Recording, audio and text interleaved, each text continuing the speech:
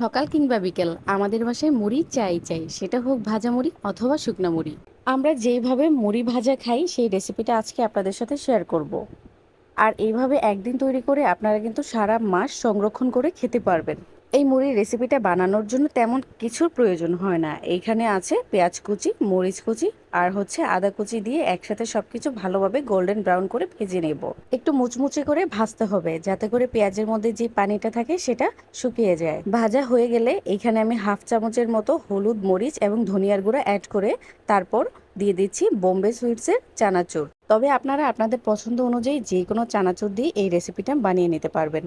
সবকিছু খুব ভালোভাবে 1 মিনিটের মতো ভেজে নিয়ে এখানে আমি সবশেষ দিয়ে দিচ্ছি মুড়ি। এই মুড়ির রেসিপিটা এর আগেও আমি শেয়ার করেছিলাম, সেটা ভাইরাল হয়েছিল। আর সেইখানে আমি ধনিয়া পাতা আর সরিষার তেলটা ইউজ করেছিলাম। তো আপনারা যারা সরিষার তেলটা পছন্দ করেন তারা অবশ্যই সরিষার তেলটা ব্যবহার করবেন। আর যারা পছন্দ করেন না তারা এটাকে স্কিপ করে যাবেন। আপনি ঝটপট মাত্র 10 মিনিটেই এই মজাদার রেসিপিটা বানিয়ে নিতে পারবেন। যারা মুড়ি মাখা পছন্দ করেন কিন্তু কর্মব্যস্ততার জন্য খেতে পারছেন না, আমি তাদেরকে সাজেস্ট করব একবার হলেও এই রেসিপিটা ট্রাই করে দেখবেন। আই হোপ আপনাদের অনেক বেশি হেল্পফুল হবে।